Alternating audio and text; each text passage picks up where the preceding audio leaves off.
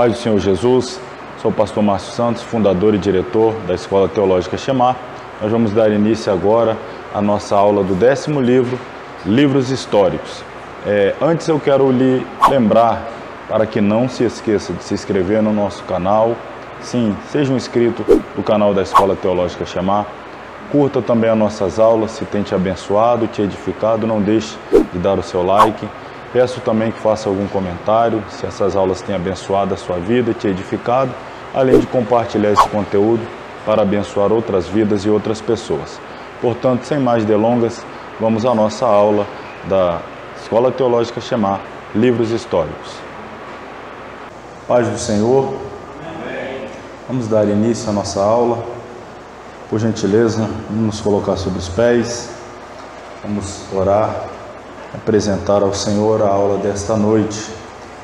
Querido Deus e Pai, colocamos diante do Senhor a aula desta noite.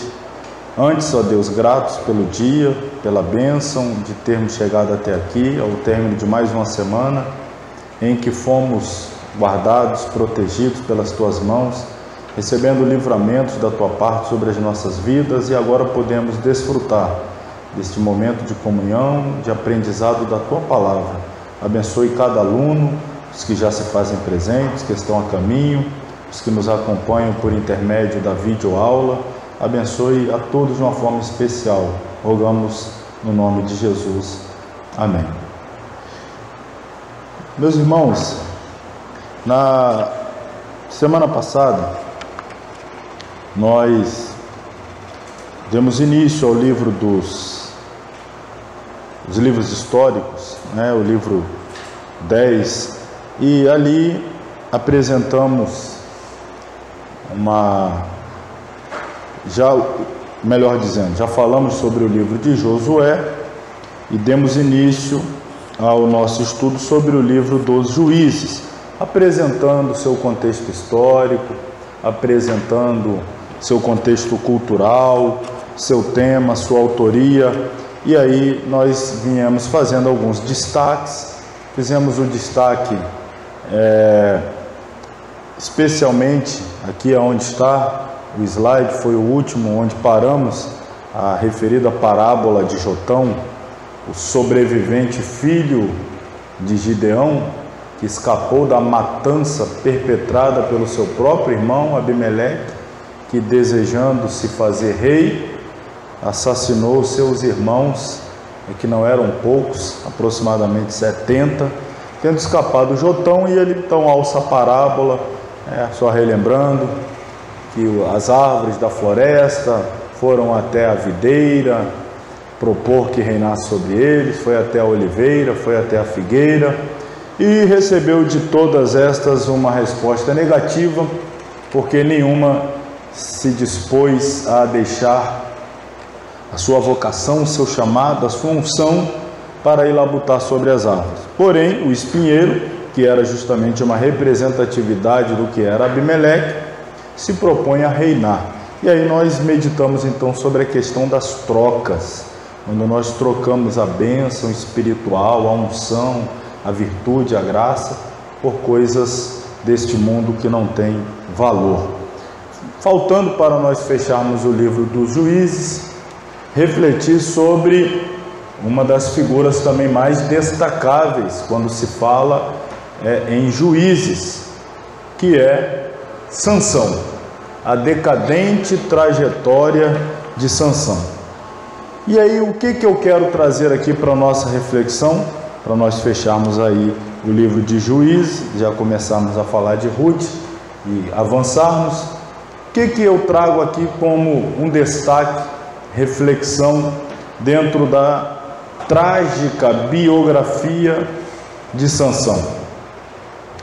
Sansão era um homem cujo caráter estava constantemente em mudança.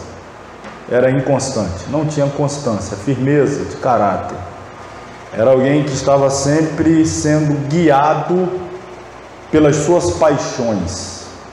Ele não tinha autocontrole, não tinha autodomínio. E era um juiz, era um líder, dotado de uma força espetacular, como a Bíblia narra. Mas vamos ver aqui algumas perdas na vida de Sansão. Abra sua Bíblia aí no livro de Juízes, capítulo 14. Algumas perdas na vida de Sansão que o levaram à mais trágica de todas as perdas, que faz com que a biografia de Sansão torne-se uma das mais tristes de toda a Bíblia. Ele começa aqui perdendo o respeito pelos pais.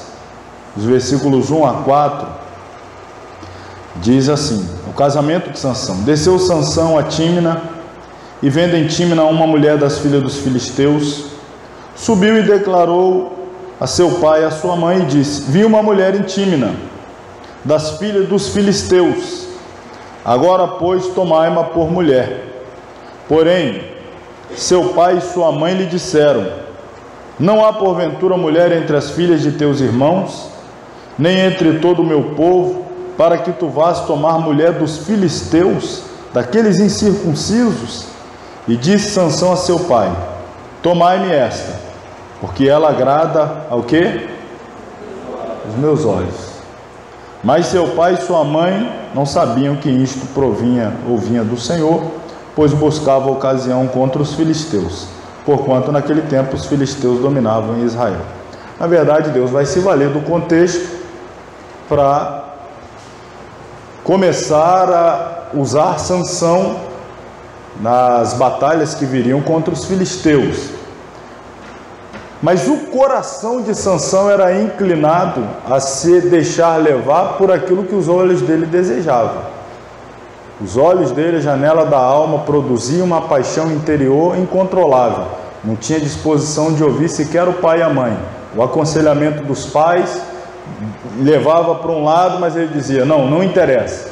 Meus olhos viram, meu coração deseja, e é esse o ponto final. Olha, e não sei se vocês sabem, a gente não está falando de Dalila ainda não. Isso aqui não é Dalila não. Dalila já é outra história. Isso aqui é outra. Isso aqui veio antes. E aí, então, começou essa situação.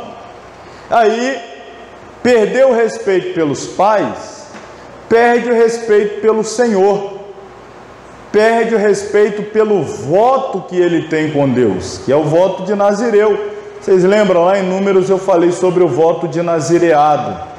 Neste voto, a pessoa que estava comprometida com Deus por meio deste voto, pelo menos 3 coisas ela se privava. Privava-se de beber bebida forte, privava-se de cortar o cabelo, privava-se de poder ter contato com o cadáver, corpo morto de qualquer espécie.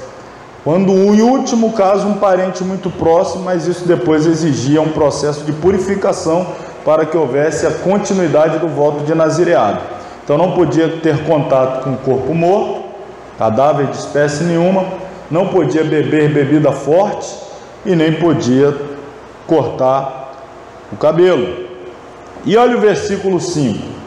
Desceu, pois, Sansão com seu pai e com sua mãe a Tímina. Chegando às vinhas de Tímina, eis que um filho de leão, bramando, lhe saiu ao encontro. Então o Espírito do Senhor se apossou dele tão possantemente que o fendeu de alto a baixo, como quem fende um cabrito, sem ter nada na sua mão. Porém, nem a seu pai nem a sua mãe deu a saber o que tinha feito. Bom, ele pegou um leão, um filhote de leão, e o fendeu de alto a baixo, sem nada nas mãos. Tamanha força que o Espírito concedeu a ele nesse momento. Como diz o texto, o Espírito do Senhor se apoderou dele tão possantemente que ele fez isso, mas não comentou com os pais. Ele está descendo no caminho, indo para Tímina, para se encontrar com a mulher que o coração dele tinha se enamorado, se apaixonado, uma filisteia. E aí sai ao encontro dele do nada um leão, e ele pega aquele leão e rasga aquele leão. E versículo 7, desceu e falou àquela mulher, e agradou mais uma vez os olhos de Sansão. Ele se guiava pelo que via, né?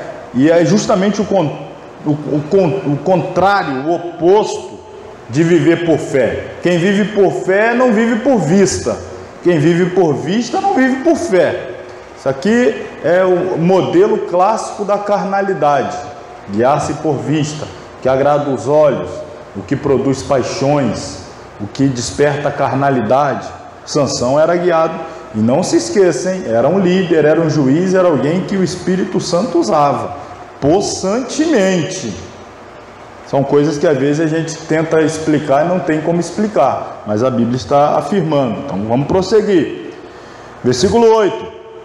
Depois de alguns dias, voltou ele para a tomar. Ele foi lá, viu a mulher, voltou para casa, e depois de algum dia ele voltou para tomá-la, para oficializar o relacionamento.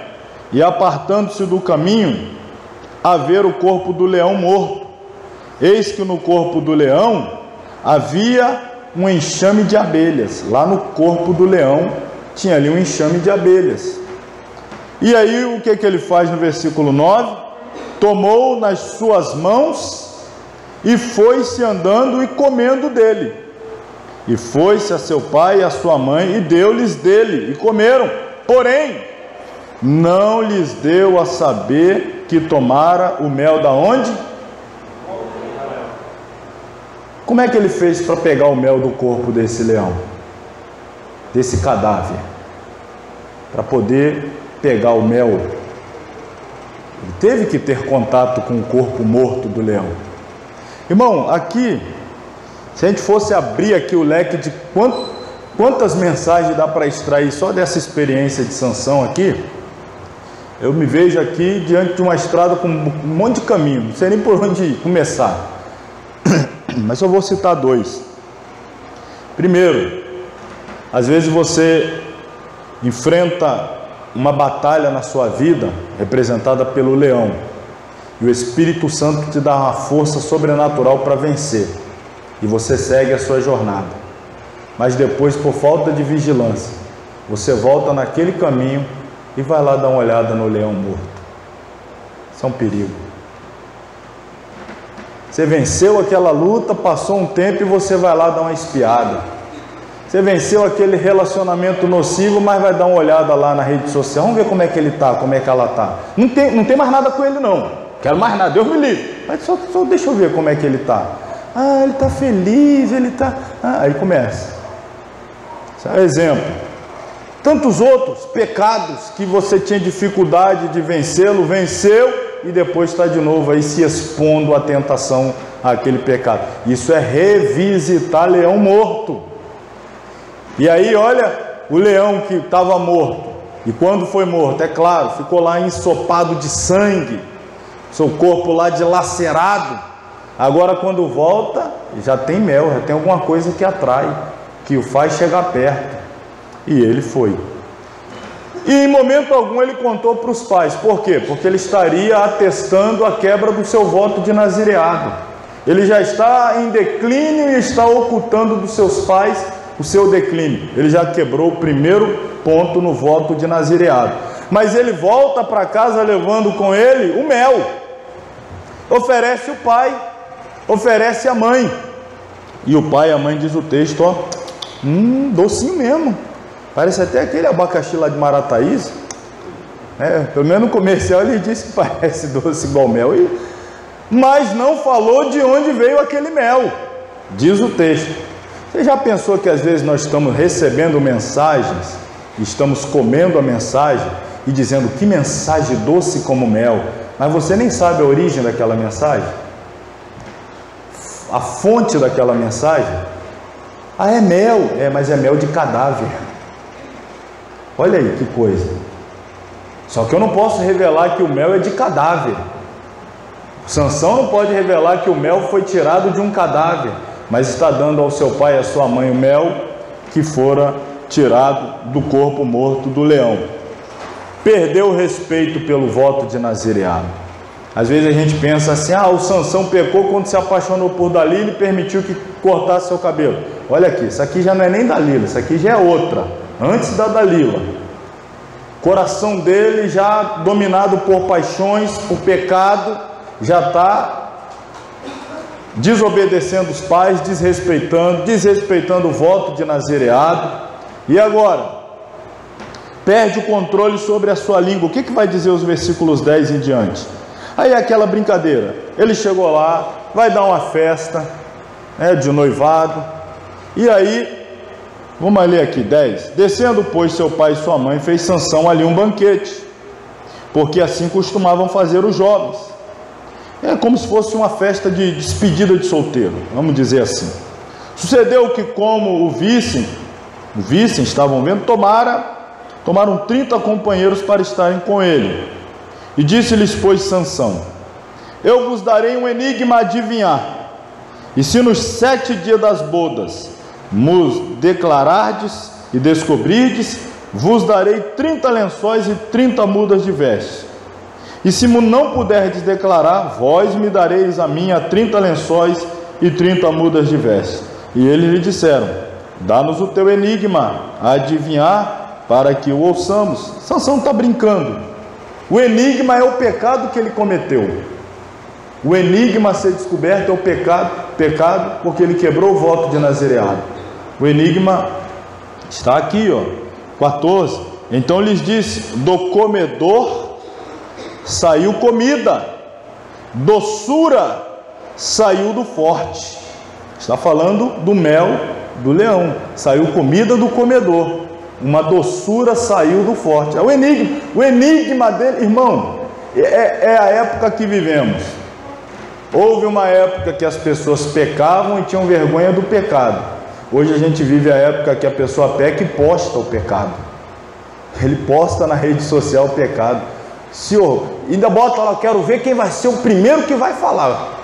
Quero ver quem vai ser o primeiro que vai aí comentar, criticar. Eu quero mesmo que venha. Ele vem com uma quente e eu vou com 2 fervendo. Não tem mais aquela humilhação, aquele quebrantamento, aquela vergonha pelo pecado. Brinca com o pecado. Publica, expõe o pecado. Ah, mas você está dizendo que tem que esconder? Não, não estou dizendo que tem que esconder. Tem que confessar para quem deve ser confessado. Não ficar expondo aí a público e fazendo pouco caso, como se coisa simples ou se coisa banal fosse o pecado praticado. Sansão está brincando com o pecado, está fazendo enigma, está fazendo do pecado uma charada que pode lhe proporcionar algum ganho, está fazendo um jogo, uma aposta. Perdeu o controle. E aí o que acontece? Versículo 15: sucedeu que ao 7º dia disseram à mulher de Sansão: persuade a teu marido que nos declare o enigma, para que porventura não queimemos a fogo a ti e a casa de teu pai. Chamaste-vos vós aqui para possuir o que é nosso? Não é assim? Veja bem, ninguém conseguiu descobrir o enigma de Sansão. E aí foram então pressionar a noiva, a futura esposa dele ali, que estava sendo desposada, para contar, ameaçando ela de que se não contasse colocaria fogo nela e na família dela. E aí começou ela a persuadir Sansão a que contasse. 16: e a mulher de Sansão chorou diante dele e disse: tão somente me aborreces e não me amas, pois deste aos filhos do meu povo um enigma a adivinhar, e ainda não me declaraste a mim. E ele lhe disse: eis que nem a teu pai, nem a minha mãe o declarei, e tu declararia a ti? E chorou diante dele, quanto tempo? Irmão, imagina o camarada na lua de mel e a mulher 7 dias chorando, reclamando, murmurando. Isso aqui é na lua de mel. Na lua de mel. Ai, você não me ama, não me diz o que é e tal, e vai. E aí, não deu outra. Sansão acabou contando para ela. Veja aí o 18. O 17. Chorou diante dele os 7 dias que celebraram as bodas. Sucedeu, pois, que ao 7º dia lhe o declarou, porquanto o importunava. Então ela declarou o enigma aos filhos do seu povo. E aí eles vieram e disseram a Sansão o enigma, e ele acabou saindo perdedor daquela disputa, daquela aposta. E aí o que acontece? Ele perde o controle, perde a calma. O que ele faz? 19: o Espírito do Senhor tão possantemente se apossou dele, que desceu aos Asquelonitas, aqui são descendentes também de filisteus, da cidade de Asquelon, e matou deles 30 homens, tomou as suas vestes e deu as mudas de veste aos que declararam o enigma. Veja, ele fez uma aposta com um grupo de 30, ele perdeu a aposta, ele vai lá em outra cidade, mata 30 para tirar a roupa daqueles 30 para pagar os outros 30. Você tinha percebido esses detalhes? Por que eu estou trazendo essas informações do capítulo 14? Porque a gente olha o capítulo 16, o Sansão caiu no pecado com a Dalila. O Sansão, irmão, não existe isso de cair em pecado da segunda para terça, da domingo para segunda, da noite para o dia, de uma hora para outra, não. O Sansão que comete o pecado com Dalila está caindo, está caindo, está caindo, está caindo. Todo mundo está vendo ele caindo, ele não respeita mais pai, ele não respeita voto de Nazireu, ele não tem controle, domínio sobre o que fala, ele não tem mais controle sobre suas emoções. O que mais? Sansão se expõe à tentação. Agora vamos lá no 16. Essa mulher aqui, ela acabou sendo dada a outro e depois acabou se envolvendo numa trama aí que foi assassinada. Ele ficou praticamente viúvo sem casar e agora vai arrumar outra mulher, para variar, Filisteia. 16, 1 a 3. Foi Sansão a Gaza e viu ali uma mulher, o quê? Sansão só gostava de gente boa, né? Olha aí. E entrou a ela, uma expressão eufêmica que significa teve relações íntimas com ela. E foi dito aos gazitas: Sansão entrou aqui.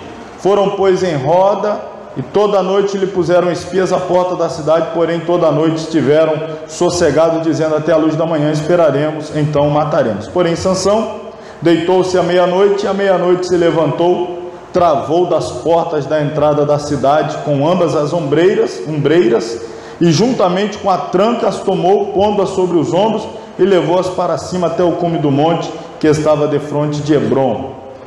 Ele está se expondo à tentação. Está lá em Gaza, viu uma prostituta, se relaciona com ela. E os inimigos estavam tentando, prenderam ele na cidade para matá-lo, mas aí a força dele, ele arranca os portões da cidade e consegue escapar. Mas ele está se expondo, os inimigos já sei onde que a gente vai pegar ele. Primeiro foi uma mulher filisteia lá atrás, quase pegamos. Agora uma prostituta filisteia, quase pegamos. Não é nossa culpa se Satanás e seus demônios nos tentam, mas quando nós mesmos nos expomos à tentação, passamos a ser o nosso próprio inimigo. Ser tentado não é pecado, pecado é ceder à tentação. Tem inclusive o hino da harpa que diz: tentado não cedas, ceder é pecado. O pecado é ceder à tentação. Mas o que eu estou dizendo aqui é que Sansão constantemente se expunha à tentação, se colocava em situações em que ele estava envolto nesta trama de tentação. Então, Sansão, ele era o seu próprio inimigo. Sansão trai a si mesmo. Versículos 4 em diante. Depois disso aconteceu que se afeiçoou de uma mulher do vale de Soreque, cujo nome era... já estamos falando da terceira, hein? Você achou que o problema dele era só a Dalila? Dalila pegou senha, meu filho. Pegou a senha aqui, ele já vinha sendo derrubado aí. E aí o que acontece com Dalila? Não vou me estender aqui, essa história a maioria de nós conhecemos, fiz questão de me delongar um pouco nas anteriores, mas aí Dalila fica apaixonada, é o amor da minha vida, é ela, os pais, não tem que ser e tal. E aí os homens daquela cidade pagam a Dalila, subornam Dalila para que ela descubra qual é a razão da força de Sansão. Detalhe, na festa das núpcias, daquele primeiro casamento lá que ele arrumou, o texto lá vai mostrar, dentro do contexto, que ele se embriagou. Para ir para o casamento ele tocou no corpo morto. Lá na festa ele bebeu bebida forte. Agora era o último ponto da quebra do seu voto de nazireado.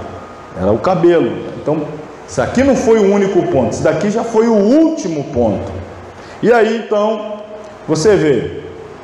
Começa lá, Dalila. Onde é que está a tua força e tal? E você não me diz porque não me... Acho que deve ter soltado ali, ó. Então, voltando aqui, falando sobre o Sansão, tivemos um problema no Data Show, não vamos conseguir mais projetar, mas vamos até o fim da aula, mesmo sem o Data Show, apresentando aqui as considerações como estávamos fazendo. Falando aqui de Sansão, suas falhas, seus equívocos, suas quedas, e agora ele está aqui nesse enredo, nessa trama que Dalila o envolveu. E ele está tão cego, a gente tinha colocado aqui a última projeção, que Sansão está traindo a si mesmo, e ele está tão cego, envolvido naquela trama demoníaca, cegado pela sua paixão carnal, que Dalila é subornada, tinha dito, volto a dizer aqui para contextualizar, pelos concidadãos seus, filisteus, para descobrir o segredo da força de Sansão. E lá vai ela: Sansão, em que consiste a sua força? Em que consiste? A mesma estratégia da primeira esposa, lá da primeira que ele ia, e que ficou, me diz o enigma, me diz, e ele disse, e ela contou para os inimigos e deu aquela confusão. Está se repetindo, mas ele está cego pela paixão. E lá vai Dalila: Sansão, qual é o segredo da tua força? Qual é o segredo? Qual é? E aí o interessante é que, olha no versículo, estou no capítulo 16, versículo 10, aliás 9, perdão, vou retroceder ao 6, onde ele vai dizer aqui a primeira vez: disse, pois, Dalila a Sansão: declara-me, peço-te, em que consiste a tua grande força, e com que poderias ser amarrado para te poderem afligir. Olha o que a mulher está perguntando para o cidadão. Não, pergunta mais clara: me diz o que eu posso fazer para eu te amarrar e os inimigos vir poder te afligir. A pergunta dele, irmão, é essa aí. Aí a resposta diz Sansão: se me amarrarem com 7 vergas de vimes frescos, que ainda não estivessem secos, então me enfraqueceria e seria como qualquer outro homem. Bom, de repente poderíamos pensar: não, mas era só questão de curiosidade feminina, ela só queria mesmo saber, era curiosidade. Mas não, olha o que acontece, versículo 8: então os príncipes dos filisteus lhe trouxeram a Dalila 7 vergas de vimes frescos, eu nem sei lá o que é isso, que ainda não estavam secos, e amarrou com elas, e os espias estavam assentados com ela numa câmara. Então ela lhe disse: os filisteus vêm sobre ti, Sansão. Ela pergunta: o que eu devo fazer para você ficar preso, amarrado e a gente poder te afligir? Ele diz: se você usar esse material. Ela vai e usa.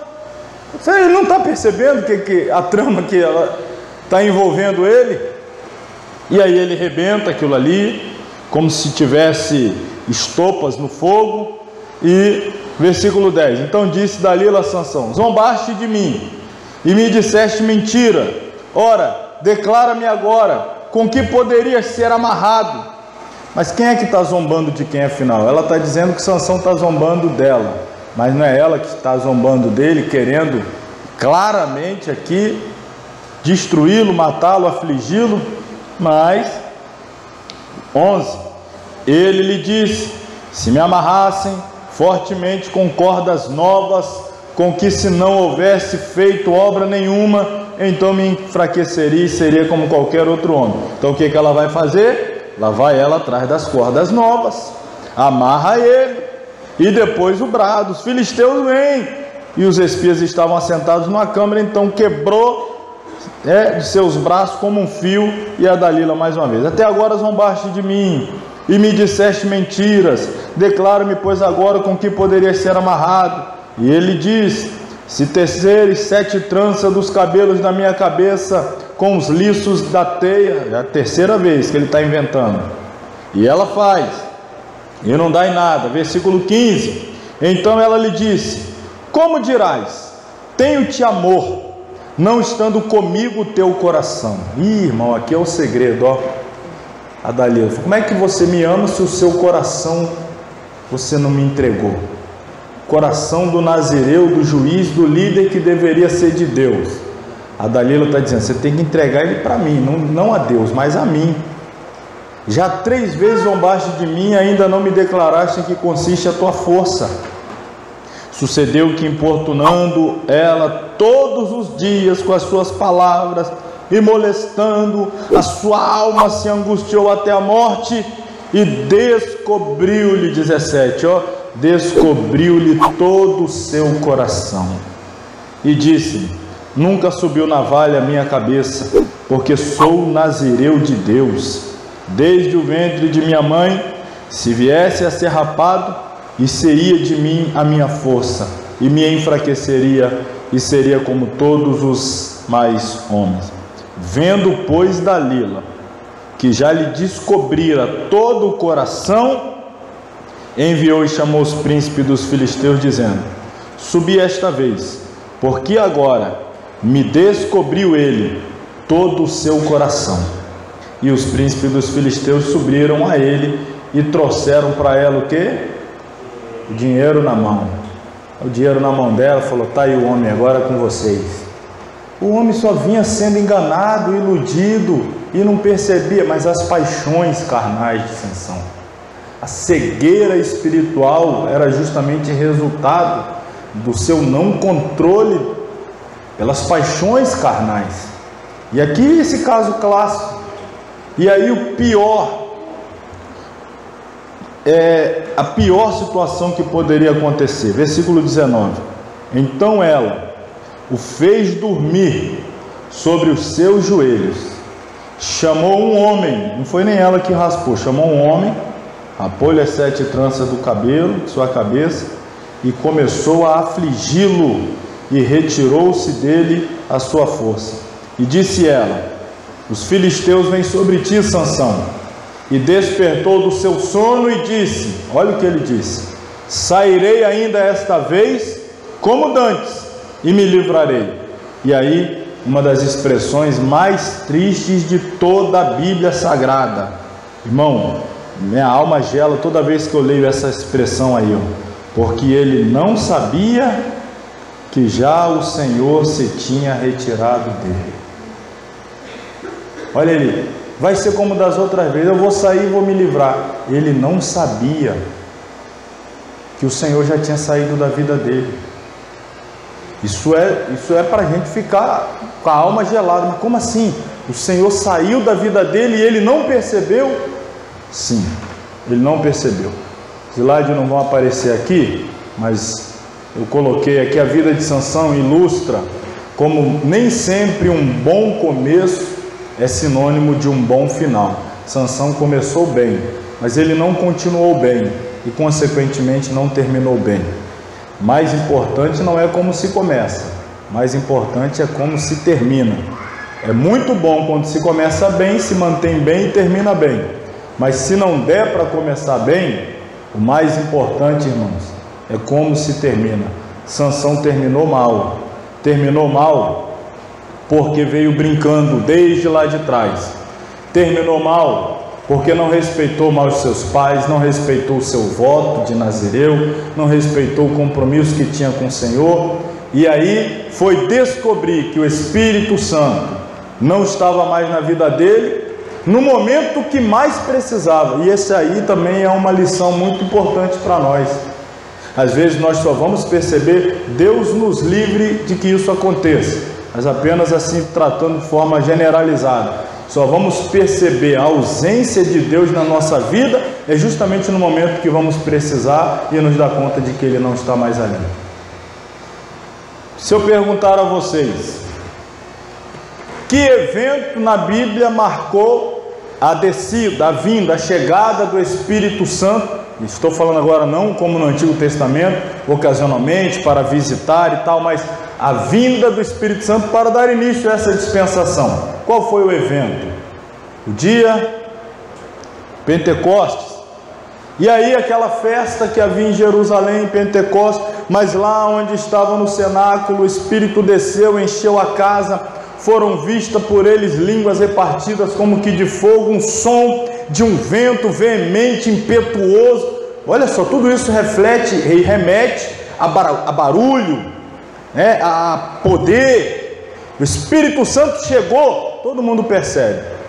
Até hoje, alguém recebeu, aí pula, chora, cai no chão, se alegra, fala a língua estranha, todo mundo, opa, ali, ó, chegou ali, aí chegou ali, chegou ali. Todo mundo percebe quando ele chega, mas poucos percebem quando ele se vai. Cuidado, quando o Espírito Santo vem sobre nós, há barulho de Pentecoste, mas quando se retira, ele é um cavalheiro, ele é um gentleman, ele o faz silenciosamente, não sai fazendo estardalhaço. Então, a vida de Sansão nos ensina a ter este cuidado. Bom, assim a gente fecha aqui o livro de Juízes. Pegue aí o seu material. Vamos falar agora, a partir de agora, o terceiro livro da sequência dos livros históricos, página 16, o livro de Ruth. Autor: a tradição judaica atribui a Samuel a autoria deste livro. É razoável supor que Samuel, que testemunhou o declínio do reinado de Saul e foi divinamente instruído para ungir Davi como escolhido de Deus para o trono, tivesse redigido o livro.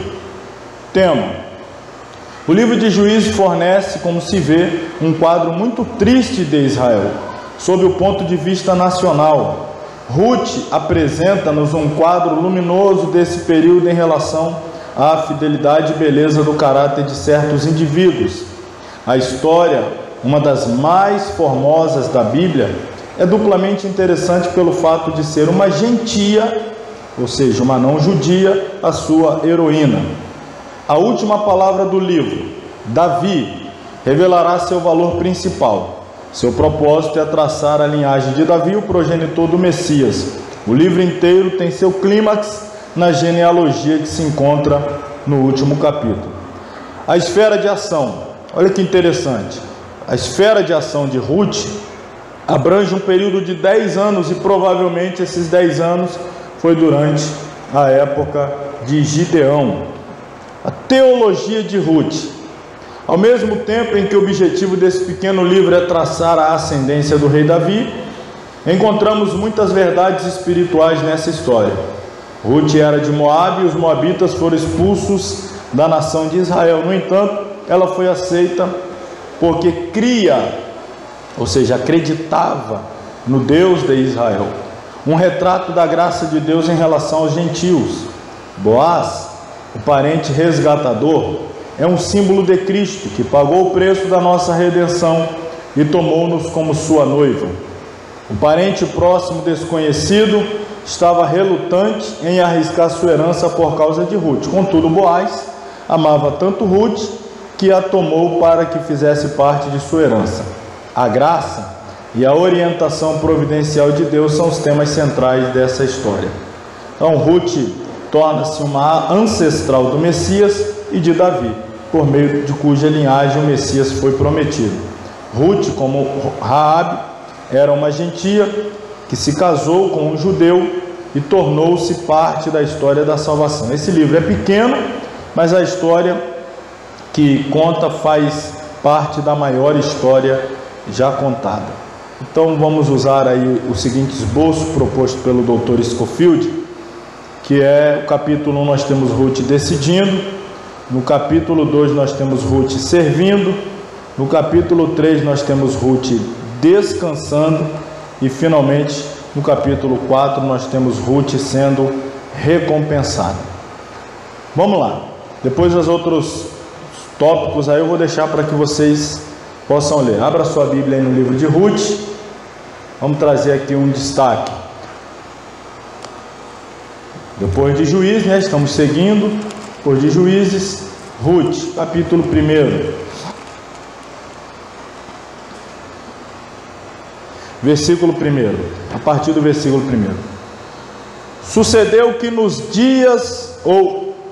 dias em que os juízes julgavam, houve uma fome na terra, pelo que um homem de Belém, de Judá, saiu a peregrinar nos campos de Moabe, ele, sua mulher e seus 2 filhos. E era o nome deste homem Elimeleque, o nome de sua mulher Noemi, e os nomes de seus 2 filhos Malom Equilion, efrateus de Belém de Judá, e vieram aos campos de Moabe e ficaram ali. Olha o que acontece a partir do versículo 3. Morreu Elimeleque, marido de Noemi, e ficou ela com seus 2 filhos, os quais tomaram para si mulheres moabitas, e era o nome de uma Orfa e o nome de outra Ruth, e ficaram ali quase 10 anos. É o período de ação. Todo o livro gira em torno desse período aproximadamente. Versículo 5. Morreram também ambos, Malom e Quilion, ficando assim esta mulher, a Noemi, desamparada dos seus 2 filhos e de seu marido.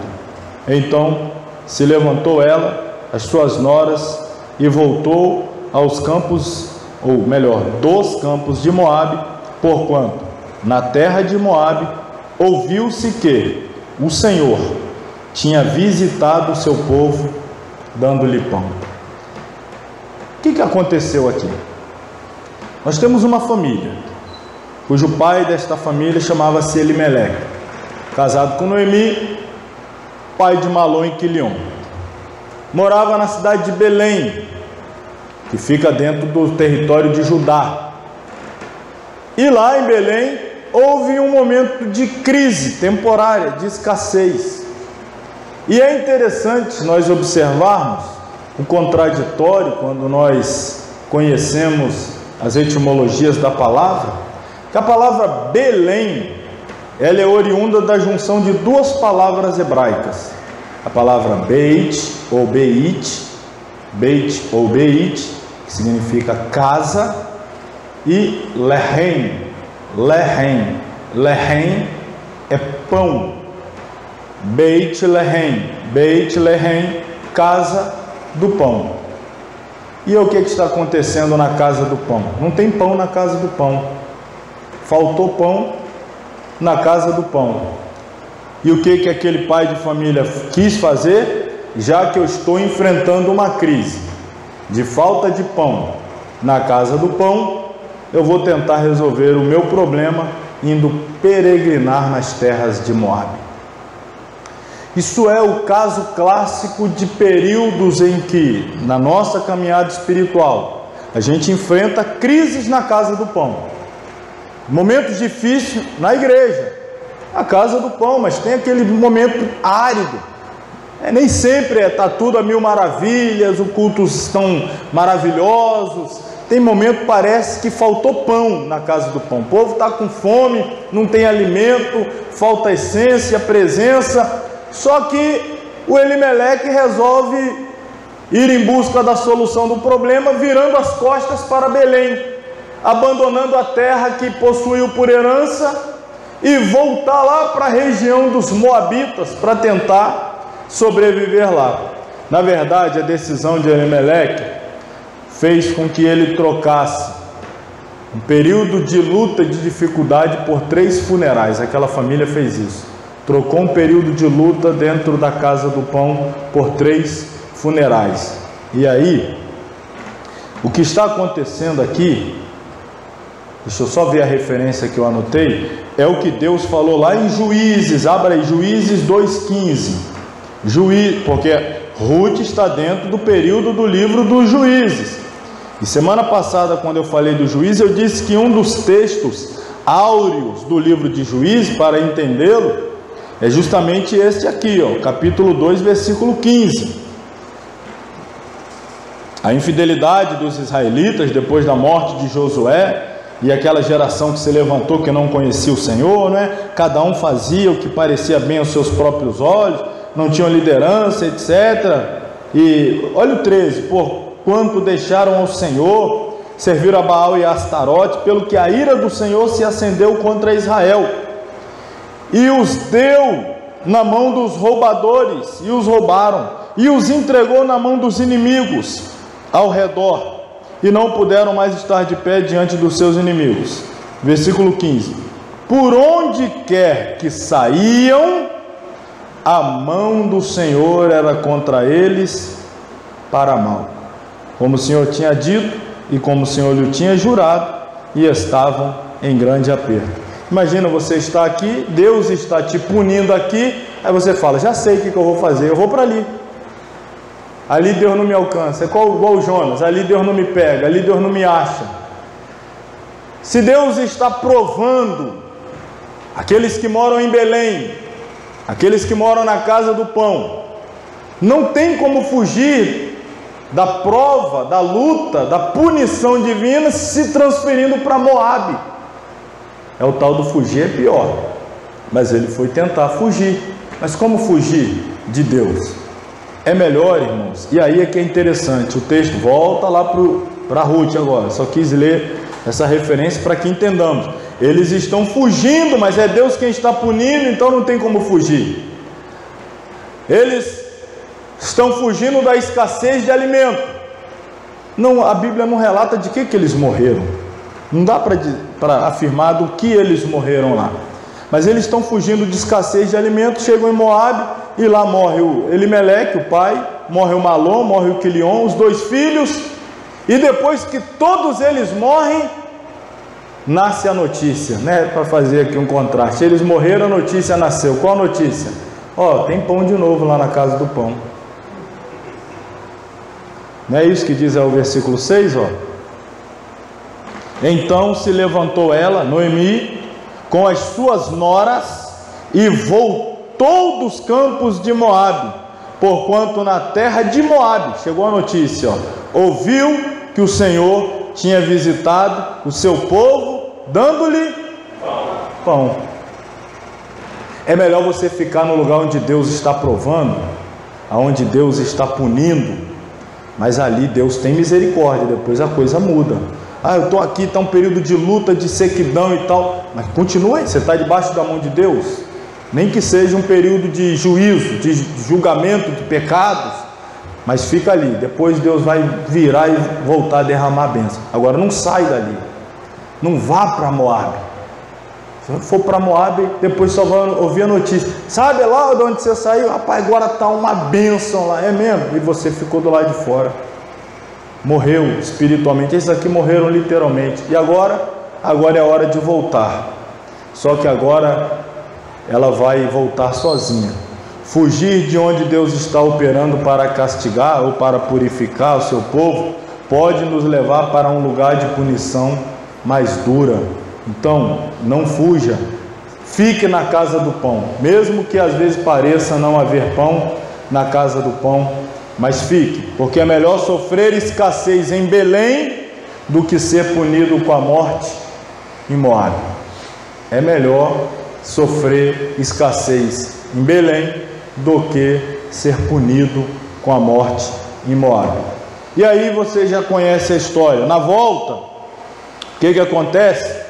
Noemi diz às suas noras: olha, vamos nos despedir daqui por diante, cada um segue sua vida, eu voltarei, saí de Belém de cabeça erguida, com meu marido e meus filhos, estou voltando cabisbaixa, humilhada, não tenho mais marido, não tenho mais filho, estou voltando derrotada. E outra, mesmo que eu me casasse hoje, e hoje fosse a minha lua de mel e eu viesse a conceber, até que esse filho nascesse, tivesse idade, para que vocês se casassem com ele, vocês não vão esperar tudo isso. Então, refaça a vida de vocês.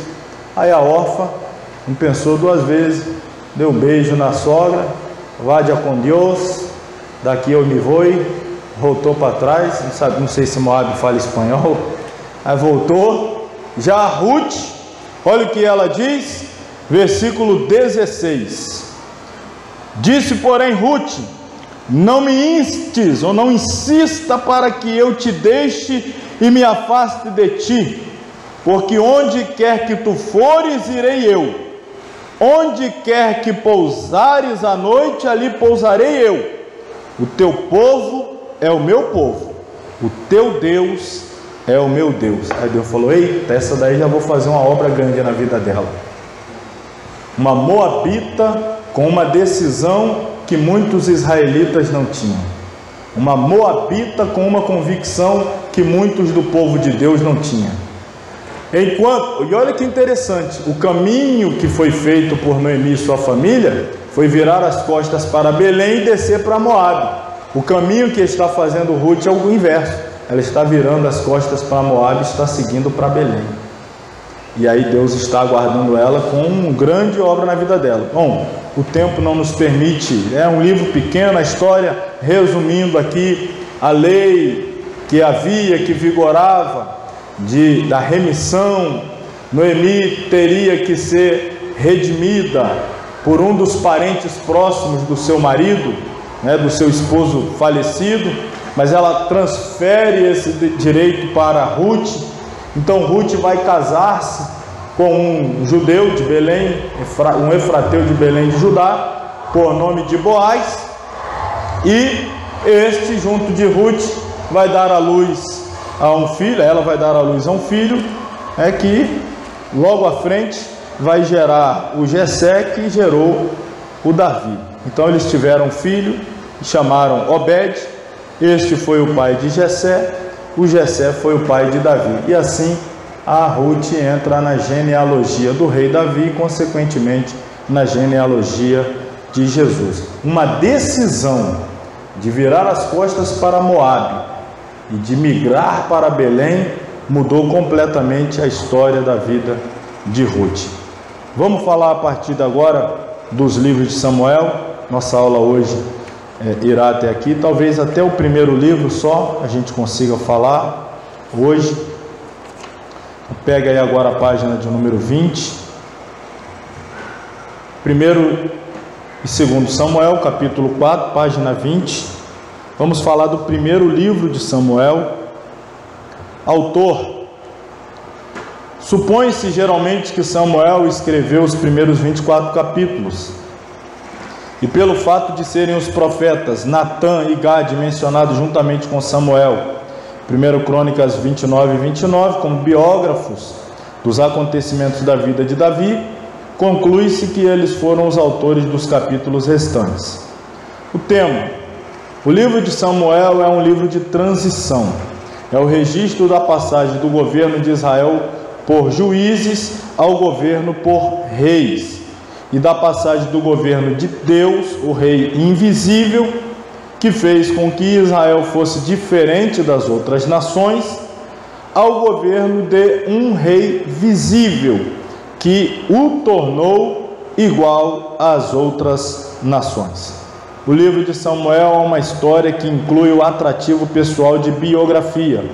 O conteúdo pode agrupar-se ao redor de 3 pessoas. Nós vamos falar sobre eles hoje.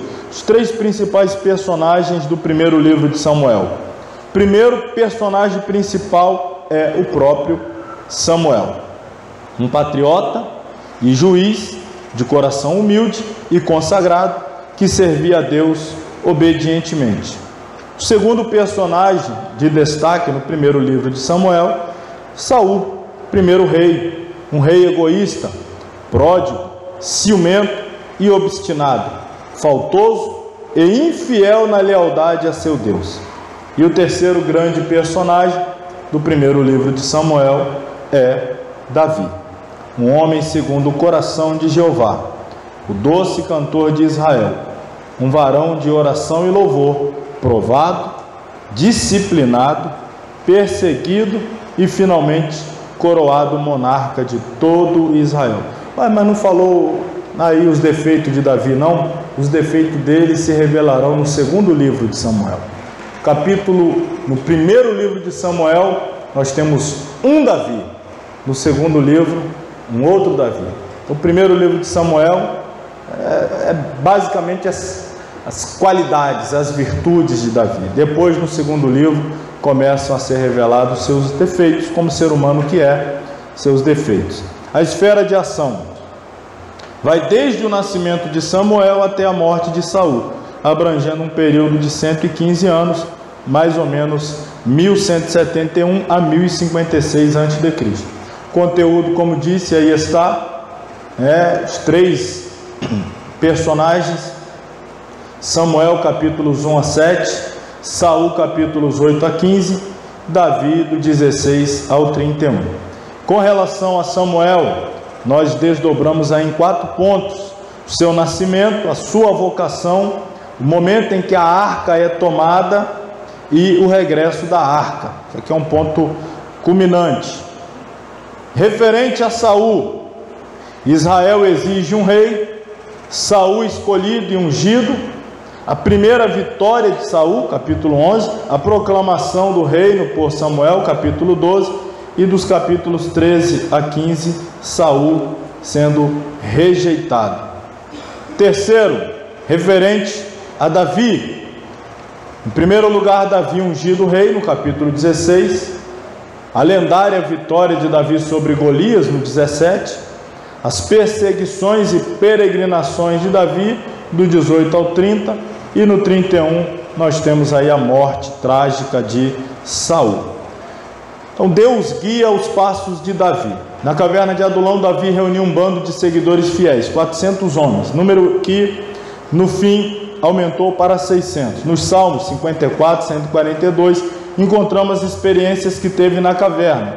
Davi queria proteger seus irmãos, já que Saul poderia querer matá-los também, além de Davi. Esse período de perseguição na vida de Davi fazia parte da preparação para o trono. Ele já era um grande soldado, agora precisava sofrer no deserto para aprender a não confiar nos homens, mas no Senhor.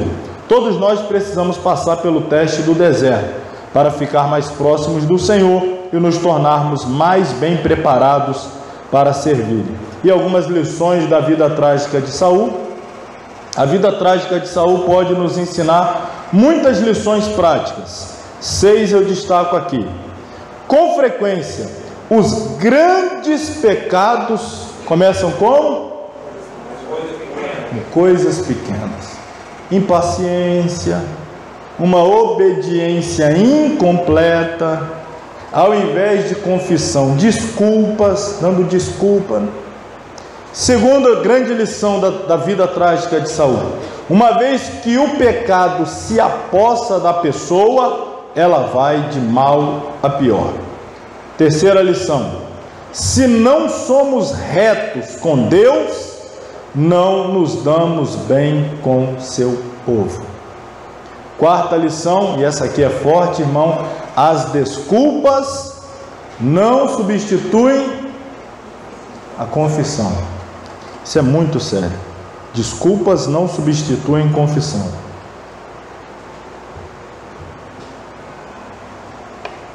Geralmente quem é bom de desculpa é ruim de confissão. Pessoa que é muito boa de desculpa, ela é péssima de confissão. Dar desculpa é sempre querer terceirizar a culpa. Não, eu fiz, mas é porque a minha esposa. Não, eu fiz, é porque o meu avô. Não, é porque... Ele vai dando desculpa para o pecado. Ele não confessa, ele não assume. Geralmente quem é bom com desculpas é ruim com confissão. O Saul era bom com desculpa. O Davi cometeu pecados muito piores que Saul. Mas o Davi era bom de confissão. E o Saul era bom só com desculpa. Quinto lugar, dons e habilidades naturais nada significam sem o poder de Deus. E finalmente, não há substituto para a obediência. Então, vou fazer minhas considerações no primeiro livro de Samuel. Se o tempo permitir, talvez não permita, mas nós vamos falar um pouco sobre o Samuel, vamos falar um pouco sobre o Saul e um pouco sobre a biografia ou a parte da biografia de Davi narrada no primeiro livro de Samuel. Depois nós vamos ver a outra parte da biografia no segundo livro. Então já pega a sua Bíblia, primeiro livro de Samuel. O destaque que eu quero começar a trazer aqui: os primeiros capítulos, do 1 ao 3, nós temos algumas figuras emblemáticas. O personagem principal que está nascendo é Samuel. Mas quando ele nasce, quem é que está julgando a nação na condição de juiz e sacerdote? Vocês lembram o nome dele? O sacerdote e juiz, na época do nascimento de Samuel, o Eli. O Eli tinha 2 filhos que, por natureza, seriam seus sucessores. Ou seja, A ordem levítica, a ordem sacerdotal era esta: na falta do sacerdote, o seu filho primogênito assumia. Isso aqui já não tem nada a ver com nepotismo, é a lei de Deus que ele estabeleceu, ele escolheu dessa forma. Então, naturalmente seriam Hofni e Finéias. Perceba que sempre que tem um nome com H, né, no hebraico, esse H tem som de R. Então, quando é Hofni, aí seria o som mudo do H, mas na verdade tem um som de R, Hofni e Finéias. E nós temos a figura que começa a ganhar então destaque e proeminência, que entra dentro do santuário como uma oferta feita por sua mãe em resposta ao milagre recebido, é o Samuel. Então nós temos lá no templo, aliás, para ser mais preciso, no tabernáculo, não havia templo ainda, no tabernáculo havia a figura do Eli. Depois começaram a surgir as figuras do Hofni e Finéias, e aí depois começa então a surgir a figura do Samuel.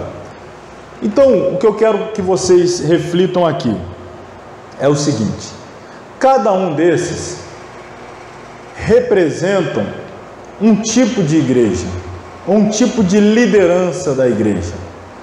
O Eli tem uma representação, o Hofni e Finéias juntos têm outra representação, e o Samuel, ele é uma terceira representação. Quem o Eli representa? O Eli é a cara, o Eli é a estampa, o Eli é o emblema de uma igreja permissiva, condescendente com os pecados. Como assim? Está vendo o pecado, mas não trata o pecado. Não estou dizendo que Eli em si era um pecador, mas o pecado de Eli era condescender com o pecado. O que é ser condescendente? Fazer vista grossa, permitir que o pecado se alastrasse. Eli era um líder que foi legitimamente instituído por Deus. Ele não entrou ali pela janela, ele não caiu ali de paraquedas, não. Deus o instituiu como sacerdote, e como o período era de juiz, ele também era juiz. Porém, ele estava, com o passar do tempo, sendo desprovido de sua autoridade, e perdeu a autoridade para combater os pecados, principalmente os internos. E quando você não tem autoridade para combater os pecados internos, você também não tem autoridade para combater pecados externos. Como assim? Se você não trata os pecados da igreja, você não tem autoridade para condenar os pecados do mundo. Só pode condenar os pecados do mundo uma igreja santa. Uma igreja ímpia não tem autoridade para condenar o pecado do mundo. Ela precisa tratar primeiro com os seus pecados. O Eli, ele tinha que tratar com os pecados internos, mas os pecados internos não eram apenas internos dentro do aspecto do tabernáculo, eram internos no aspecto familiar. Quem eram os principais pecadores? Hofni e Finéias. Usavam do sacerdócio para se prostituir, usavam da fama de serem sacerdotes, usavam da autoridade de serem sacerdotes, usavam o título do sacerdócio para exercer domínio sobre o povo e se aproveitar daqueles que interessava a eles se aproveitar. Então, Hofni e Finéias representam uma igreja prostituída, dominada pelo pecado. Se você tem uma igreja que é, isso aqui é muito sério, que é condescendente com o pecado, ela vai gerar uma igreja que é dominada pelo pecado. Se você é uma igreja que permite o pecado, você vai gerar uma igreja que ama o pecado. O Eli deixou passar. A futura geração, a que veio depois dele, estava casado com o pecado, estava abraçado com o pecado. Então, o problema tinha que ser resolvido na época do Eli. O Eli não dominou o pecado dominou a futura geração. pecado dominou a mais alta esfera da igreja, a liderança. Ali havia uma perda total pela reverência de Deus. Olha, irmãos, vamos ver aqui o texto. 1 Samuel capítulo 2, versículo 12. Eram, porém, os filhos de Eli, filhos de Belial, e não conhecia o Senhor. Filho de Belial é uma expressão que hoje a gente chamaria filho de Satanás. Imagina, os filhos daquele pastor ali são os filhos do diabo. Imagina uma frase dessa. Que isso, pelo amor de Deus, não fala um negócio desse não. A Bíblia está dizendo, os filhos de Eli eram filhos de Belial, não conheciam o Senhor. Aí vai explicar, porque o costume daqueles sacerdotes com o povo era que, oferecendo a alguém algum sacrifício, vinha o moço do sacerdote, estando se cozendo a carne, com um garfo de 3 dentes em sua mão, e dava com ele na caldeira, ou na panela, ou no caldeirão, ou na marmita, e tudo quanto o garfo tirava, o sacerdote tomava para si. Assim faziam a todo Israel que ia ali a Siló. Um costume litúrgico que a gente lendo assim não entende, mas para ficar bem compreensivo, as pessoas vinham trazer as suas ofertas, e eles enviavam o seu office boy lá, o moço deles lá, para ir com um garfo lá e pegar a oferta para ele. Trazia oferta, a hora colocava no caldeirão, porque oferta de holocausto, queimada. Eles vinham e traziam oferta, era um carneiro, era um cabrito, era um cordeiro, e quando a oferta era colocada lá, os filhos dele, vai lá, pega lá atrás para nós aqui. Ia lá, tirava a oferta e pegava para ele. Então você está percebendo o que está acontecendo? Isso é roubo de oferta, roubando as ofertas. Aquilo que está sendo consagrado ao Senhor, ele só traz para cá, manda para cá, manda para cá. É isso que está acontecendo aqui. Versículo 15 diz: também antes de queimarem a gordura, vinha o moço do sacerdote e dizia ao homem que sacrificava: dá essa carne para assar o sacerdote, porque não tomará de ti carne cozida, senão crua. E dizendo o homem: queimem primeiro a gordura de hoje. Ele está insistindo para que a oferta seja oferecida, e depois toma para ti quanto desejar a tua alma. Então ele dizia: não, agora a hás de dar, e se não, por força a tomarei. Olha a situação. Quem estava entregando a oferta era confrontado com o moço lá do Hofni e Finéias: ó, me dá aqui. Ele: não, deixa pelo menos queimar uma parte da gordura, depois você pode até levar o resto. Ele está evitando entrar num conflito, porque ainda tem aquele respeito, são ungidos. Eu sei que estão todos enrolados, mas eu não quero entrar. Eu deixei eles com Deus, eles são, filhos do sacerdote, são sacerdotes. Deixa eu pelo menos oferecer parte da minha oferta, depois você leva outra minha. Faz de conta que eu nem. Não tem conversa não. Se você não me der por bem, eu vou levar à força. Você já imaginou que situação? E aí, olha o que segue. 17. Era, pois, muito grande o pecado desses jovens perante o Senhor, porquanto os homens, eles desprezavam a oferta do Senhor. Que coisa, hein? Será que era só isso? Tem mais. Olha o que acontecia ainda aqui. Versículo 22.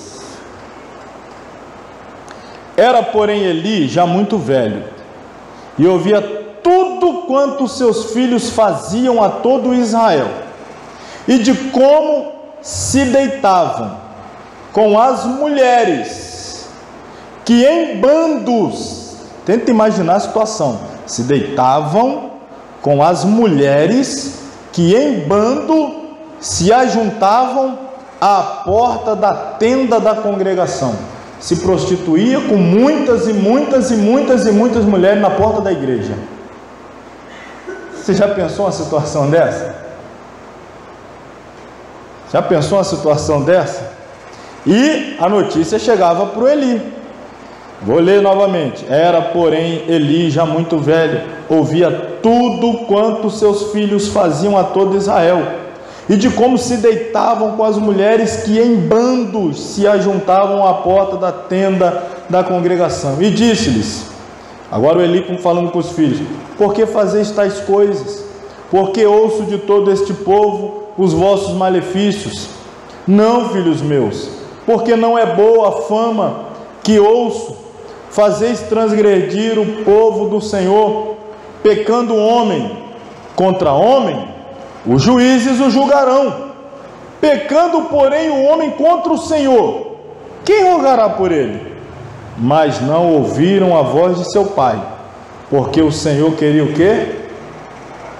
Irmão, porque também, no nível que eles chegaram, até Deus já estava pronto para, como diz aí, cancelar o CPF deles, né? Porque estava já demais, né? Estava já demais.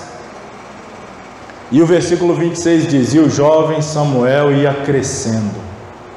E o jovem Samuel ia crescendo. Às vezes eu e você nos perguntamos, mas isso eles já estão fazendo há muito tempo e Deus não matou eles antes, por quê? A resposta, e o jovem Samuel ia crescendo. Mas eles aprontavam, roubavam oferta e Deus não matou eles, por quê? E o jovem Samuel ia crescendo. Mas eles estão se prostituindo na porta da igreja e Deus não matou eles ainda, por quê? E o jovem Samuel ia crescendo. O que você está querendo dizer com isso? Deus não matou eles porque o Samuel não estava pronto. Mas quando o Samuel estava pronto e ouviu a voz de Deus no capítulo 3, Deus disse, agora chega, já pode matar eles. O substituto está pronto. Deus tolerou, porque estava preparando o substituto. Quando o substituto estava do jeito que Deus queria, então foram eliminados não apenas o Hofni e Finéias, mas também o Samuel. Já que estou falando do Samuel, se o Eli é uma igreja permissiva, que gerou uma igreja dominada pelo pecado, aí Deus então vai revolucionar tudo ali no tabernáculo e vai trazer agora Samuel. E Samuel representa uma igreja renovada, uma igreja comprometida com a santidade ao Senhor, uma igreja que coloca a palavra profética de volta em evidência. Aleluia! Isso é tremendo, irmãos. Olha só que interessante. Capítulo 3, ele inicia, versículo 1 dizendo assim: o jovem Samuel servia ao Senhor perante Eli, e a palavra do Senhor era de muita valia naqueles dias. Não havia visão manifesta. Alguém tem Bíblia com outra tradução aí, nesse versículo 1, que diga diferente aí, a palavra do Senhor era de muita valia? Alguém tem outra? Muito rara. Muito rara. Ou seja, não tinha pão lá na casa do pão. Aqui era rara. Você ia na igreja, a palavra de Deus era rara. Rara. E não havia visão manifesta. Nem palavra, nem sobrenatural. Visão, profecia, revelação. A palavra, a pregação da palavra era rara. O que aconteceu? O povo foi desanimando. O povo vinha, trazia oferta, era roubado. O povo vinha, trazia lá as filhas, sobrinha, era estuprada na igreja. Não tinha palavra, não tinha poder, não tinha visão manifesta, não tinha nada. Largaram para lá o tabernáculo. Ninguém mais queria saber de ir lá. Ficou praticamente abandonado. Sucedeu naquele dia, versículo 2, estando Eli deitado no seu lugar, e os seus olhos se começavam já a escurecer, que não podia ver. Estando também Samuel já deitado, antes que a lâmpada de Deus se apagasse. Às vezes parece que vai apagar, mas antes que a lâmpada de Deus se apagasse, no templo do Senhor, em que estava a arca de Deus, o Senhor chamou a Samuel e disse ele: eis-me aqui. Correu a Eli e disse: eis-me aqui, porque tu me chamaste. Mas ele disse: não te chamei eu, torna a deitar-te. e foi e se deitou. Lembre, irmãos, a palavra de Deus era muito rara, não havia visão manifesta. O Eli está lá no tabernáculo, os filhos dele eu não sei se estão aprontando do lado de dentro ou do lado de fora. Samuel é um menino servidor que está ali como um serviçal do Eli. Deus decidiu, depois de aparições raras e manifestações raras, Deus decidiu aparecer, se manifestar. Mas ele não vai falar com o sacerdote, o sumo sacerdote, o juiz, o líder. Ele vai falar com o menino. Samuel, Samuel. O menino acorda, corre no seu senhor Eli. Estou aqui porque me chamou. Ele, não te chamei, volta a deitar. E aí, versículo 8. O Senhor, pois, tornou a chamar a Samuel. Aliás, aqui já é a terceira vez, né? O 6. O Senhor tornou a chamar outra vez Samuel. Samuel se levantou e foi a Eli e disse: eis-me aqui, porque tu me chamaste? Mas ele disse: não te chamei eu, filho meu, torna a deitar-te. Porém Samuel ainda não conhecia o Senhor e ainda não lhe tinha sido manifestada a palavra do Senhor, porque era rara. O Senhor, pois, tornou a chamar a Samuel terceira vez, e ele se levantou e foi a Eli e disse: eis-me aqui, porque tu me chamaste? Então, a ficha de Eli caiu. Entendeu Eli que o Senhor chamava o jovem. O Eli entendeu: Deus não quer mais falar comigo. Deus não vai falar a Israel por intermédio dos meus filhos. Deus está falando com esta criança. Só que ainda assim ele ficou, parece que meio cético, porque olha a orientação que ele dá a Samuel.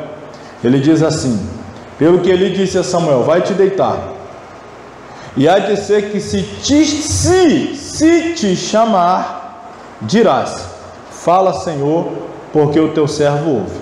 Então Samuel foi e se deitou no seu lugar. Então veio o Senhor e ali esteve e chamou, como das outras vezes: Samuel, Samuel.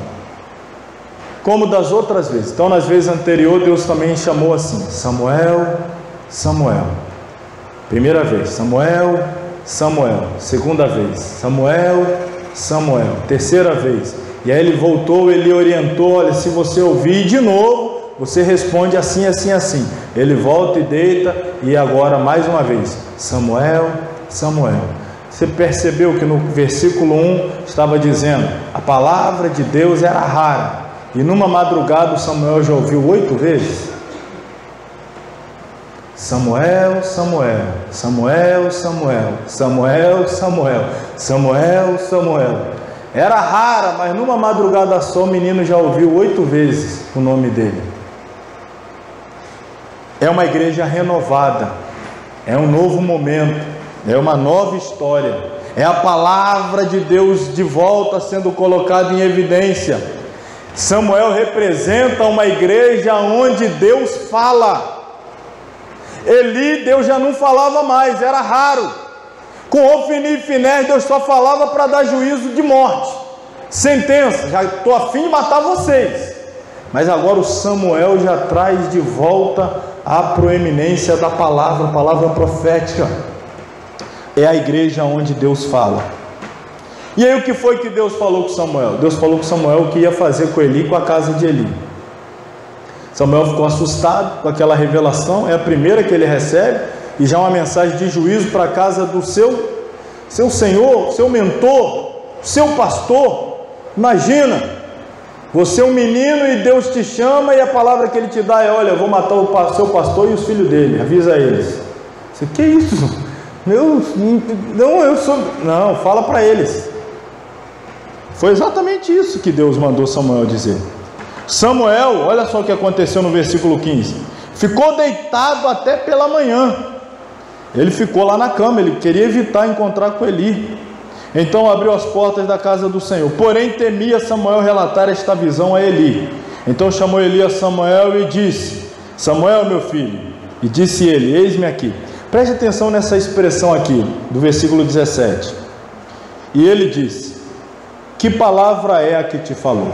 O Eli apertando Samuel: peço-te que não encubras, assim Deus te faça e outro tanto, se me encobrires alguma palavra de todas as palavras que te falou. Essa expressão, assim te faça Deus e outro tanto, vou traduzir numa linguagem que a gente costuma usar, que Deus te dê em dobro aquilo que você me desejar. Ele está falando isso. Se você não me falar, que Deus faça na sua vida e faça um outro tanto a mais. Aí o Samuel, não, aí não, na minha vida não, eu não fiz nada.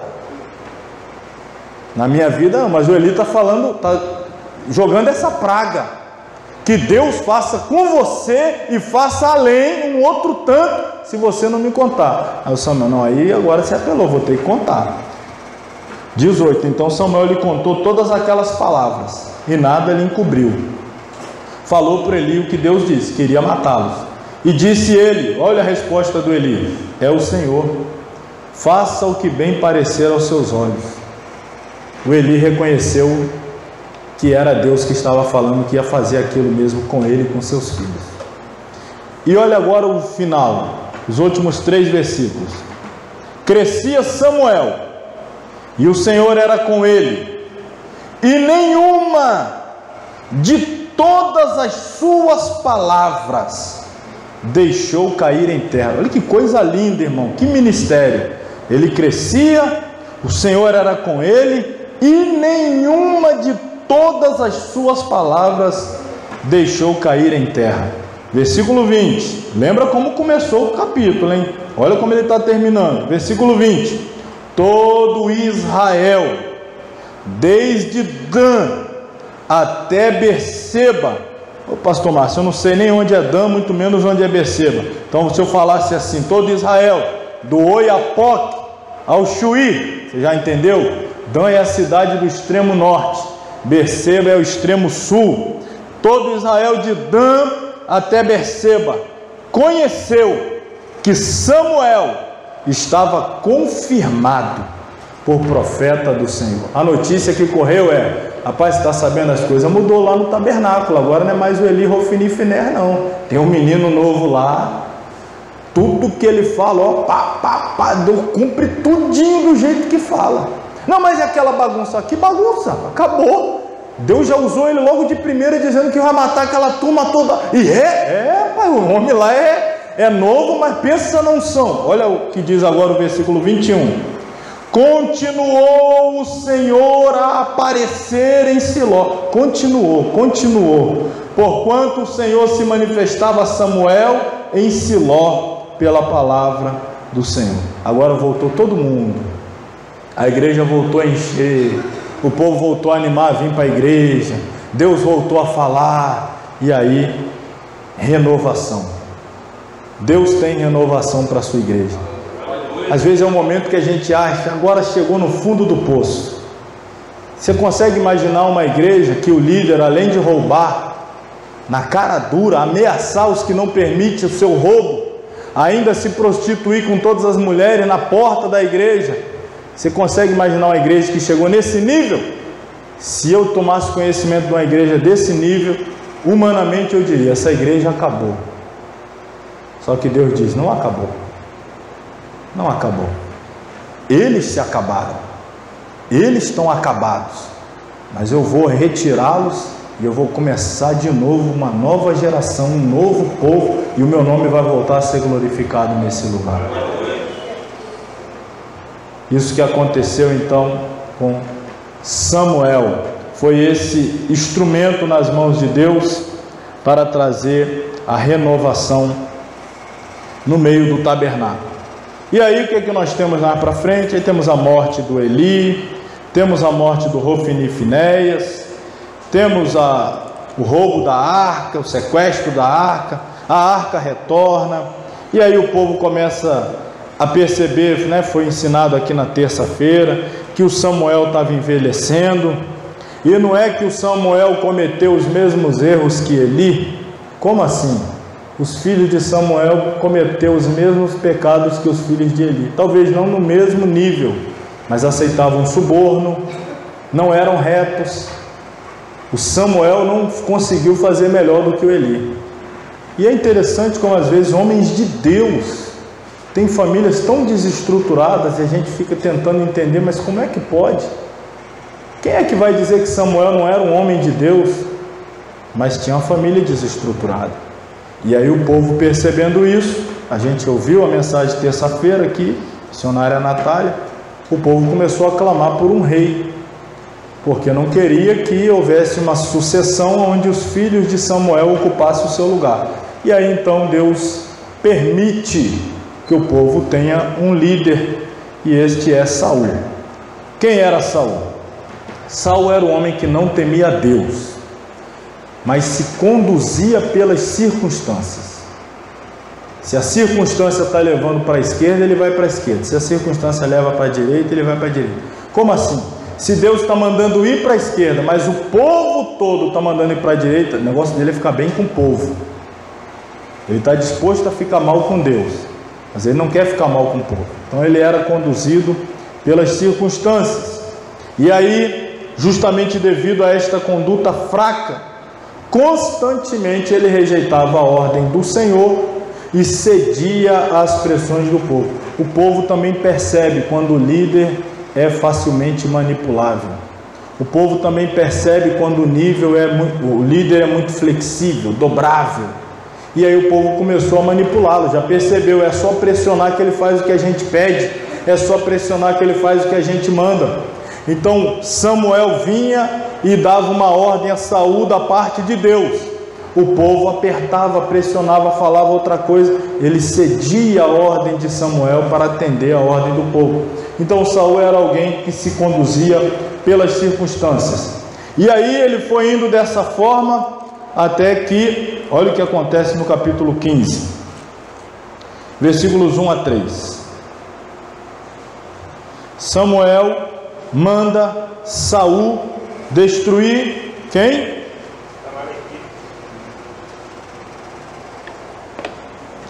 Os amalequitas. Então disse Samuel a Saul: enviou-me o Senhor a ungir-te rei sobre o seu povo, sobre Israel.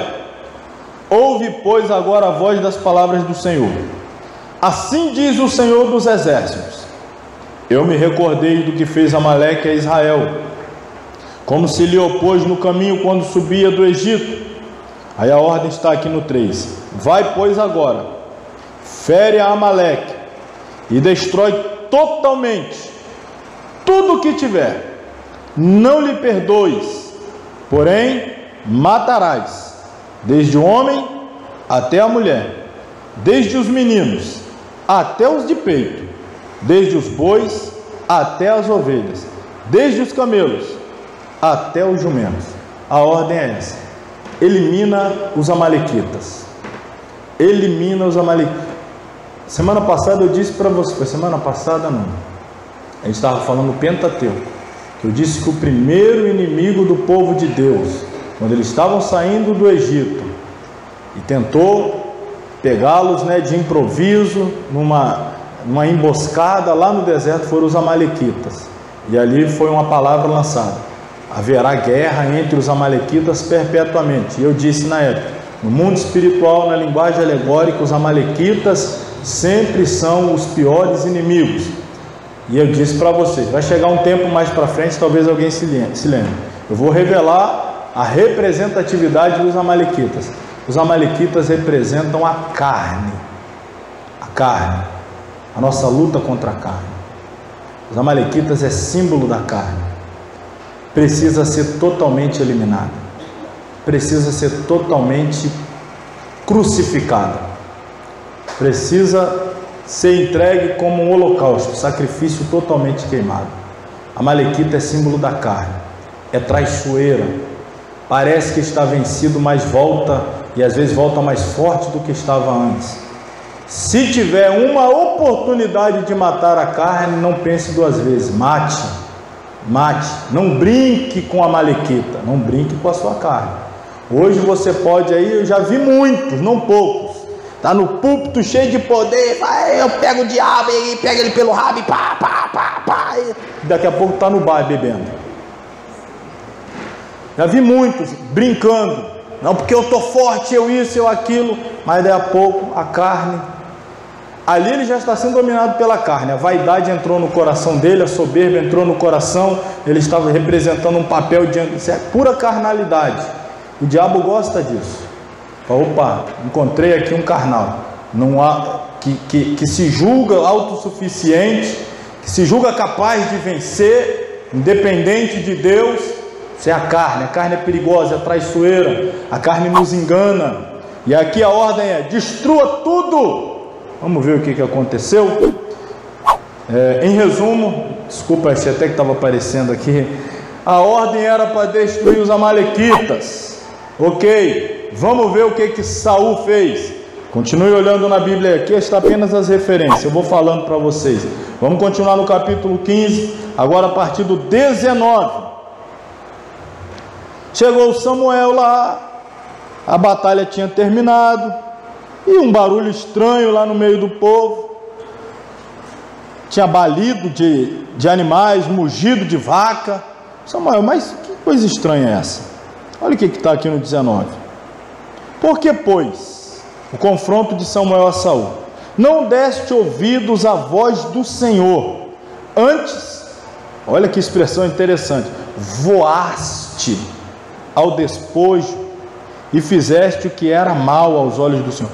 Voar ao despojo. O que é o despojo? É o que você conseguiu capturar ao final de uma guerra. O que eles capturaram? Eles conseguiram capturar os animais, os bois, as vacas, né, as ovelhas, e eles pensaram: não mata não, vamos ficar para gente, besteira matar os animais não oferecem perigo nenhum. Para que Deus é radical, às vezes Deus é radical demais. Tem vezes que Deus fala as coisas, mas não precisa ser tanto assim também. Tem esse tipo de pensamento? Não precisa levar tudo a ferro e fogo também, deixa os animais. Aí o Samuel chegou, começou a ouvir o balido de animais, o mugido, confrontou Saul. Mas que história é essa? Que balido é esse de animais que eu ouço? E aí agora ele está dizendo: Saul, por que você, ao invés de dar ouvido à voz do Senhor, seu coração, a soberba, a ganância fez você voar no despojo, querer tomar o despojo, e agindo assim você fez o que era mal aos olhos do Senhor? 20. Então disse Saul a Samuel: antes dei ouvido à voz do Senhor. Você percebe aqui, ó, desculpa. Se fosse o Davi sendo confrontado, como a gente vai ver na aula que vem, ele responderia: pequei. Agora o Saul não, desculpa. Não, que história é essa que eu não dei ouvido? Eu dei ouvido à voz do Senhor. Caminhei no caminho pelo qual o Senhor me enviou, e trouxe Agag, rei de Amaleque, e os amalequitas destruí totalmente. Olha quem estava vivo: Agag, rei de Amaleque. Ele tinha deixado alguns amalequitas sobreviver, inclusive o próprio rei dos amalequitas. Você já pensou matar os amalequitas e deixar vivo o líder, o rei? Deixou vivos os animais. O nome disso aqui é o que a gente chama de meia obediência. Eu e você chamamos isso de meia obediência. Mas sabe como é que Deus chama? Deus chama desobediência. Porque Deus não conhece essa palavra que a gente usa, meia obediência. É a gente que inventou isso, não existe. Meia obediência é a gente que inventou. Meia obediência Deus chama de desobediência. Só que o Saul está dizendo: não, matei os amalequitas, deixei o rei. Matei os animais, guardei alguns só. Meia obediência é desobediência. Olha aqui o 21. Mas o povo tomou o despojo, ovelhas e vacas, o melhor do intérprete, escolheu os melhores dos animais, e aí, para oferecer ao Senhor teu Deus. Saul está dizendo a Samuel: a gente pegou o despojo e tal, mas fica tranquilo, a gente separou o dízimo. Então Deus vai ficar feliz, né? Tá achando que é assim que funciona? Não, a gente errou, mas calma aí, pai, vamos negociar aqui. Tem uma partezinha de Deus aqui que a gente separou. O melhor a gente vai oferecer lá em Gilgal. Vai ter um sacrifício top que a gente preparou aí. Deus vai ficar, o teu Deus vai ficar feliz. O teu Deus vai se agradar. E aí vem aquele texto que todos nós conhecemos, né? Porém Samuel disse: tem porventura o Senhor tanto prazer em sacrifícios e holocaustos, como em que se obedeça a palavra do Senhor? Eis que obedecer é melhor do que sacrificar, e atender melhor do que a gordura de carneiros.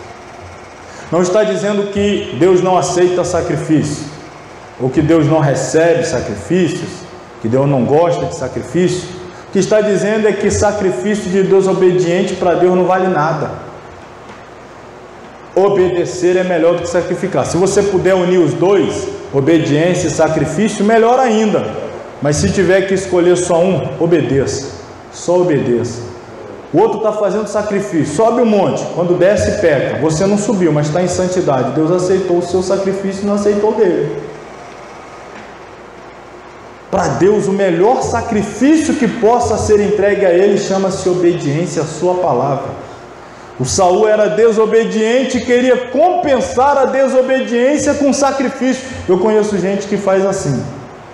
Ele vive vida relaxada e de vez em quando dá aqueles rompantes de sacrifício. Ele peca, e depois, não, mas agora eu vou tirar uma semana de jejum aí, forte e tal, para compensar a vida de pecado. Aí faz alguns grandes sacrifícios, quando na verdade Deus quer obediência, obediência, obediência, obediência, obediência, obediência, obediência.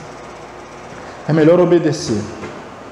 Aí o 23 diz: porque a rebelião é como o pecado de feitiçaria, porfiar como iniquidade e idolatria. Porquanto tu rejeitaste a palavra do Senhor, Ele também te rejeitou a ti, para que não sejas rei.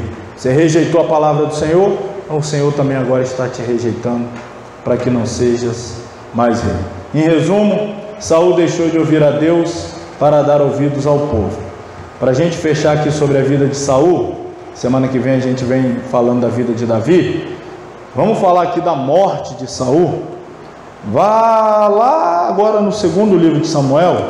Ele morre no final do primeiro livro. Ele vai consultar a feiticeira. Eu vou falar sobre isso numa outra oportunidade, dessa consulta à feiticeira. Mas para a gente fechar, o segundo livro de Samuel, capítulo 1, vai narrar a morte de Saul.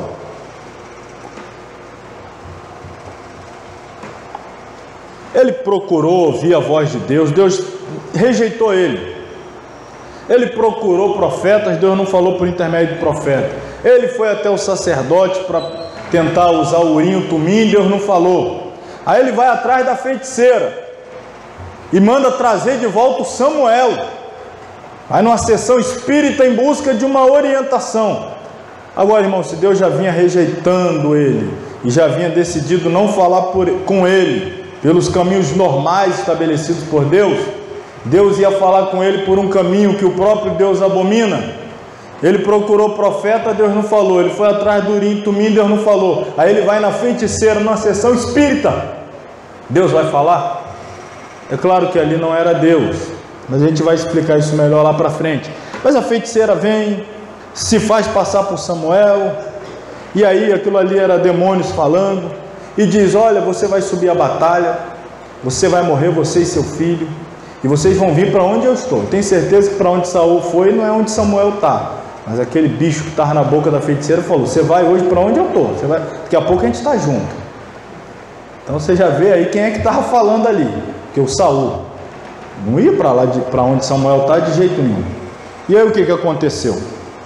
Ele foi para a batalha e morreu na batalha, como dito. Só que antes da sua morte, ele tinha sido atingido e percebeu que iria morrer, e os filisteus se aproximavam, e ele não queria ser capturado para que os filisteus não o pegassem e humilhassem, transformassem ele em um prisioneiro de guerra e humilhassem.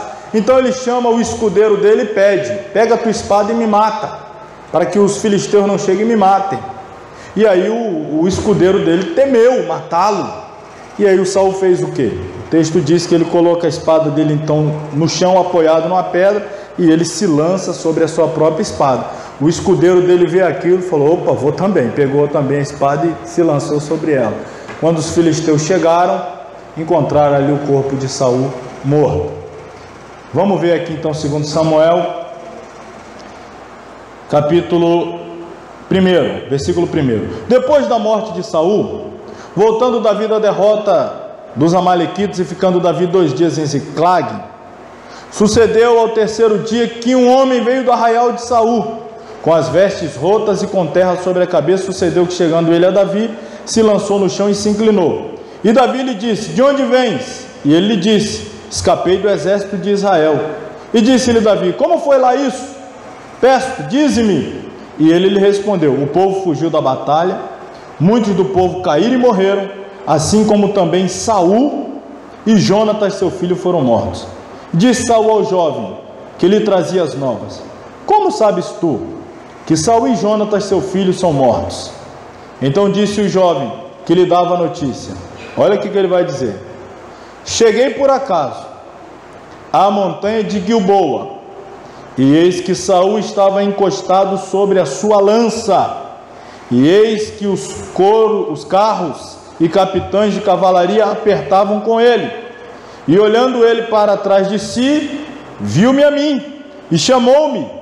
E eu disse: eis-me aqui. E ele me disse: quem és tu? Olha a resposta. E eu lhe disse: sou.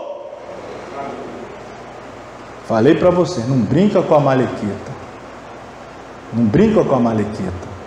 A ordem de Deus lá atrás era para Saul fazer o quê com os Amalequitas?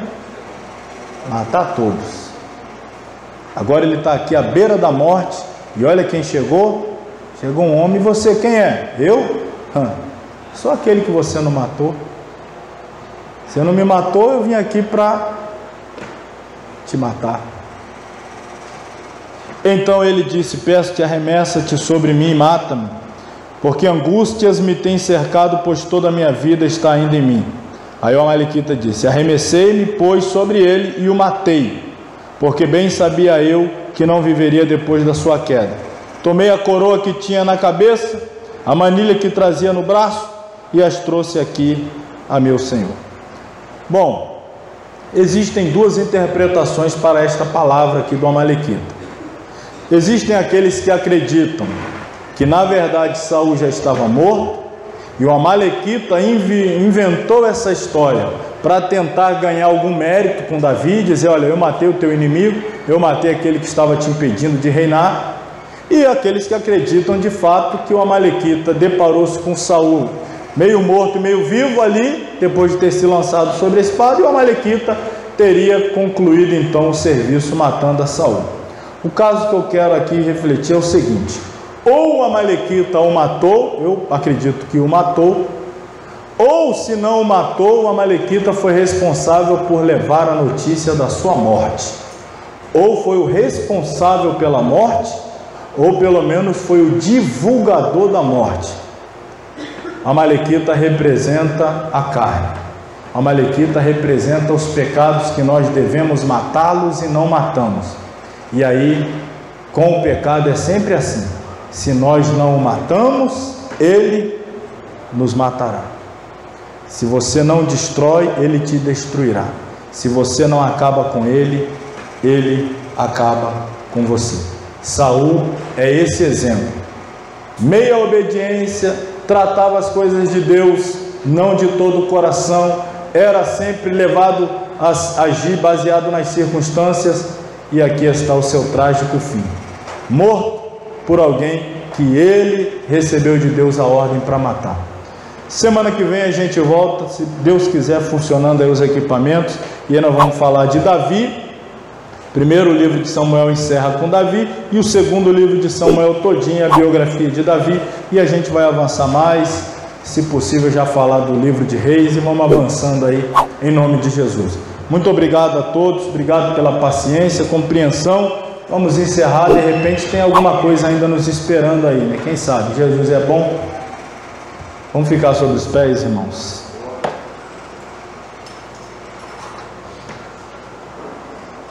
Querido Deus, amantíssimo Pai, louvamos e bendizemos o Teu nome, agradecemos por mais esta aula, por termos estado aqui todo este tempo aprendendo um pouco mais da Tua Palavra, e agora retornaremos aos nossos lares e pedimos a cobertura do sangue de Jesus sobre as nossas vidas. Nos guarde, nos livre de todo mal, nos dê um fim de semana abençoado em Tua presença, para a glória do Teu nome, oramos no nome de Jesus.